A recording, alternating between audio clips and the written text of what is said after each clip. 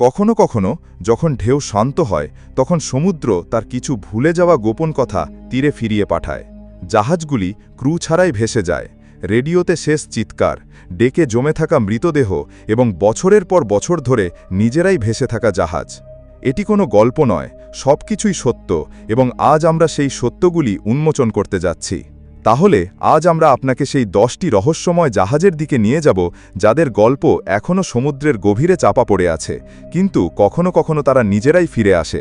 ইন্দোনেশিয়ার মালাক্কা উপসাগরের 1 নম্বর SS orang ময়দান noise, যেখানে ঢেউ প্রায়শই তাদের ভেতরে কিছু লুকিয়ে রাখে, সেই একই উপসাগর থেকে একটি রহস্যময় SOS সংকেত পাওয়া যায়। ক্যাপ্টেন সহ সকল অফিসার মারা গেলেন, সম্ভবত পুরো ক্রু মারা গেলেন, এবং তারপর কয়েক সেকেন্ড নীরবতার পর শেষ কথাটি শোনা গেল, আমি মারা গেলাম। রেডিওতে চিরতরে নীরবতা বিরাজ করছিল। শীঘ্রই একটি উদ্ধারকারী দল পাঠানো হয়, এবং যখন তারা আওরঙ্গ ময়দানে পৌঁছায় তখন এমন এক দৃশ্য দেখা যায় যা সবচেয়ে অভিজ্ঞ নাবিকদেরও কাঁপিয়ে তোলে। পুরো জাহাজটি জনশূন্য ছিল, কিন্তু ডেকে মানুষের মৃতদেহ ছড়িয়ে ছিটিয়েছিল।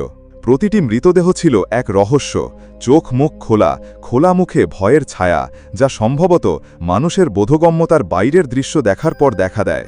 কারো কারো হাত বাতাসে নিথর হয়ে দাঁড়িয়েছিল, যেন তারা কোনো অদৃশ্য শক্তির হাত থেকে নিজেদের রক্ষা করার ব্যর্থ চেষ্টা করছে। শব্দ, কারো শরীরে কোনো আঘাতের চিহ্ন ছিল না, মারামারির কোনো চিহ্নও ছিল না। সবকিছু অদ্ভুত ছিল, যেন মৃত্যু কেবল সেখানে স্পর্শ করেনি, বরং সেখানে তার ছায়াও রেখে গেছে। এবং তারপর হঠাৎ জাহাজে আগুন ধরে যায়।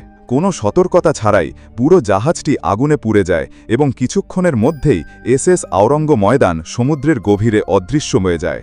সেই দুর্ঘটনার পরে কোনো প্রমাণ বা কোনো উত্তর পাওয়া যায়নি। কিছু লোক বলে যে জাহাজে কিছু বিষাক্ত রাসায়নিক ছিল, কেউ কেউ বিশ্বাস করেন যে এটি একটি অতিপ্রাকৃত ঘটনা ছিল, এবং কেউ কেউ এটিকে সমুদ্রের সবচেয়ে ভয়ঙ্কর এবং ভুতুড়ে রহস্য বলে মনে করেন। কিন্তু কেউ জানে না সত্য কি।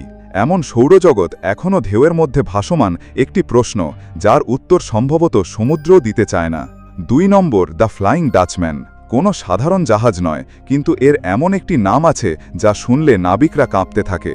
দ্য ফ্লাইং ডাচম্যান এমন একটি জাহাজ যা কখনো তীরে পৌঁছায়নি এবং কখনো সম্পূর্ণরূপে ডুবে যায়নি।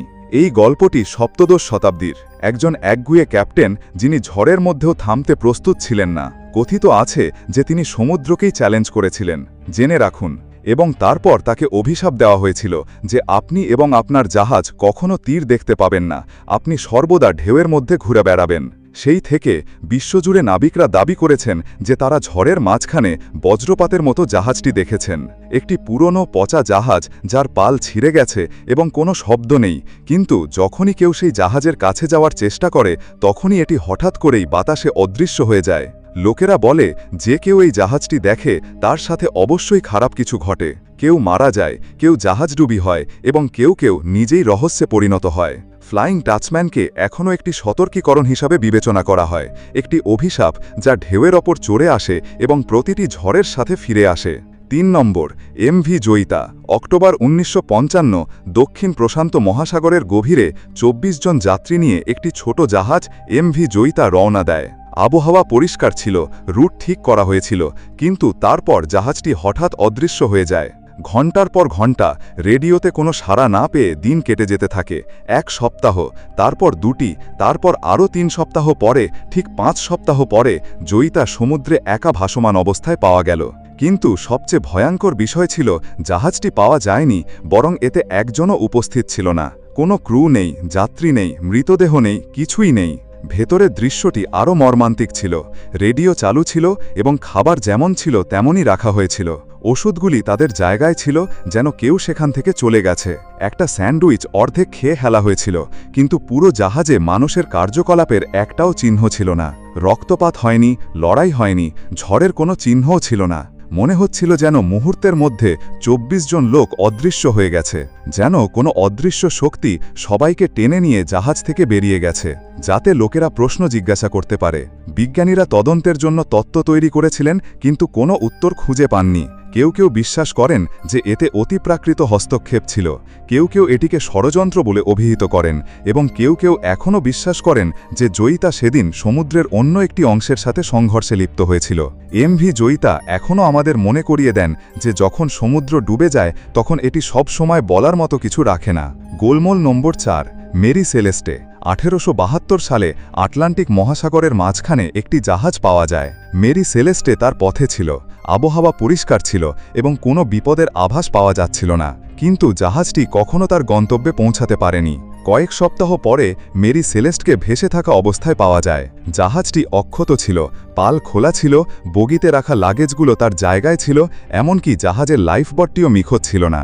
কিন্তু পুরো ক্রুটিও নিখোঁজ ছিল না। যুদ্ধের কোনো চিহ্ন নেই, ঝড়ের কোনো চিহ্ন নেই। ক্যাপ্টেন, তার স্ত্রী এবং কন্যা এবং অন্য সবাই যেন বাতাসে মিশে গেছে। সরকারি তদন্ত পরিচালিত হয়েছিল, গবেষণা করা হয়েছিল, কিন্তু এর থেকে কিছুই বেরিয়ে আসেনি। অনেকেই তাদের নিজেদের উপায়ে উত্তর খোঁজার চেষ্টা করেছিলেন। কেউ কেউ বলেছিলেন যে জলদস্যুরা এই সব করেছে, কেউ কেউ বলেছিলেন যে এটি একটি দুর্ঘটনা, অন্য কিছু নয়, কেউ কেউ এটিকে কোনো অজানা শক্তির সাথে যুক্ত করেছিলেন। কিন্তু আজও কেউ সত্যটা জানে না। সমুদ্রের সাথে সম্পর্কিত প্রাচীনতম রহস্যময় গল্পগুলিতে এখন মেরি সেলেস্টের নাম দেখা যায়। এমন একটি জাহাজ যা নিরাপদে পাওয়া গিয়েছিল, কিন্তু তার 7 যাত্রীর রহস্য চিরতরে সমুদ্রে রেখে গিয়েছিল। 5 নম্বর, এসএস বাইচিমো। বরফের বাতাস উত্তর দিকে বইছিল এবং একটি পণ্যবাহী জাহাজ এসএস বাইচিমো কানাডা এবং আলাস্কার মধ্যে তার শেষ যাত্রা করছিল। কিন্তু এই যাত্রা কখনো শেষ হয়নি, কারণ পথে বাইচিমো বরফে আটকে গিয়েছিল। বাতাস ছিল তীব্র, তাপমাত্রা কম ছিল এবং বরফের ঘন চাদর জাহাজটিকে ঢেকে ফেলেছিল। পরিস্থিতি এতটাই খারাপ হয়ে গিয়েছিল যে ক্রুদের জাহাজটি ছেড়ে যেতে হয়েছিল এবং এখান থেকে বাইচিমোর যাত্রা শুরু হয়েছিল, যেখানে কোনো গন্তব্য ছিল না এবং কোনো মানুষও ছিল না। পরবর্তী 38 বছর ধরে বাইচিমোকে বারবার বিভিন্ন জায়গায় দেখা গেছে, কখনো কুয়াশার মধ্যে, কখনো তুষারপাতের মধ্যে, কখনো সমুদ্রের নির্জন ঢেউয়ের ওপর দিয়ে নিজেই নিজে চলাফেরা করছে। প্রতিবারই একই দৃশ্য, একটি পুরনো লোহার কাঠামো, মরিচা পড়া রেলিং, আর এটি সম্পূর্ণ নীরব ছিল। কোনো সংকেত ছিল না, কোনো নড়াচড়া ছিল না, তবুও জাহাজটি জীবিত ছিল। অনেকবার মানুষ এটি ধরার চেষ্টা করেছে, কিন্তু এটি হয় দৃষ্টির আড়ালে চলে গিয়েছিল অথবা এত দূরে চলে গিয়েছিল যে কেবল ঠান্ডা বাতাস এবং নীরবতাই পিছনে থেকে গিয়েছিল। 1959 সালে এটি শেষবারের মতো দেখা গেল। এরপর এসএস বাইচিমো আর কখনো খুঁজে পাওয়া যায়নি। কোনো ধ্বংসাবশেষ নেই, কোনো চিহ্ন নেই, কোনো শেষ নেই। কেউ কেউ বিশ্বাস করেন যে এটি সমুদ্রের সবচেয়ে দীর্ঘস্থায়ী আত্মা, কেউ কেউ বলেন যে এটি আর কোনো জাহাজ নয়, এটি একটি বিচরণকারী ছায়ায় পরিণত হয়েছে। আর আজও যখন আর্কটিকের ঠান্ডা রাত থাকে এবং সমুদ্র একেবারে শান্ত থাকে, তখন মাঝে মাঝে দূর থেকে লোহার খটখট শব্দ শোনা যায়। বলা হয় যে এসএস, যা বর্তমানে তার শেষ যাত্রায় রয়েছে, কোনো শেষ ছাড়াই। 6 নম্বর, জেব্রিনা। 1917 বিশ্ব তার ধরনের সর্বশ্রেষ্ঠ যুদ্ধে নিমজ্জিত ছিল এবং একটি ছোট পণ্যবাহী জাহাজ জেব্রিনা ইংল্যান্ড থেকে ফ্রান্সের দিকে তার নিয়মিত যাত্রা করছিল। লাগেজ জাহাজে ছিল, ক্রুরা ডিউটিতে ছিল, আবহাওয়া পরিষ্কার ছিল এবং পথ পরিচিত ছিল। কিন্তু 2 দিন পরে যখন জাহাজটি ফ্রান্সের উপকূলে পৌঁছালো, তখন যা দেখা গেল তা আজও একটি অমীমাংসিত রহস্য। জেব্রিনা সোজা তীরে দাঁড়িয়েছিল, দুলতে শুরু করেছিল। জাহাজের কোনো ক্ষতি হয়নি, কিন্তু জাহাজে কেউ ছিল না। পুরো ক্রু নিখোঁজ ছিল, কোনো লড়াই চিহ্ন নেই, রক্তপাত ছিল না, কোনো সংগ্রামে নড়াচড়াও ছিল না। সব কিছু ঠিক তেমনই ছিল যেন কয়েক মিনিট আগেও লোকেরা সেখানে ছিল এবং হঠাৎ অদৃশ্য হয়ে গেল। যুদ্ধের সময় ছিল, কিন্তু জাহাজে কোনো বোমা পড়েনি, কোনো লুটপাটও হয়নি। সমস্ত জিনিসপত্র তাদের জায়গায় উপস্থিত ছিল। কেউ কেউ বলে শত্রু সাবমেরিন আক্রমণ করেছে, কেউ কেউ বিশ্বাস করেন ক্রুরা সমুদ্রে এমন কিছু দেখেছিল যা ভাষায় বর্ণনা করা যাবে না। কিন্তু কোনো প্রমাণ পাওয়া যায়নি, কোনো বিস্ফোরণ নেই, কোনো চিৎকার নেই, কোনো শব্দ নেই। যাই ঘটুক না কেন, কেবল জাহাজই জানে, অথবা সম্ভবত কেবল সমুদ্র জেব্রিনা জানে। এখন এটি ইতিহাসের পাতায় হারিয়ে যেতে পারে, কিন্তু এর রহস্য এখনও বেঁচে আছে। একটি জাহাজ যা কোনো মানুষ ছাড়াই নিজেই তীরে পৌঁছেছিল। সংখ্যা 7, সাল 1927, একটি পণ্যবাহী জাহাজ যেটি কানাডার লেক সুপিরিয়র থেকে পণ্য নিয়ে রওনা হয়েছিল। হঠাৎ আবহাওয়ার অবনতি ঘটে এবং জাহাজটি নিখোঁজ হয়ে যায়। কয়েক সপ্তাহ ধরে অনুসন্ধান চালানো হয়েছিল, কিন্তু ধ্বংসাবশেষ বা কোনো মানুষের সন্ধান পাওয়া যায়নি, কেবল নীরবতা ছিল। কয়েক মাস পরে হ্রদের তীরে কিছু ক্যান এবং ভাঙা কাঠ ভাসমান অবস্থায় পাওয়া যায়। মানুষ বুঝতে পেরেছিল যে জাহাজটি ডুবে গেছে, কিন্তু আসল রহস্য শুরু হয়েছিল যখন ঠিক 50 বছর পরে 1977 সালে এই কামলুপের ধ্বংসাবশেষ হ্রদের গভীরে পাওয়া গেল। ঠান্ডা এতটাই তীব্র ছিল যে জাহাজটি প্রায় অক্ষত ছিল এবং এর ভেতরে একটি হিমায়িত মৃতদেহ পাওয়া গিয়েছিল।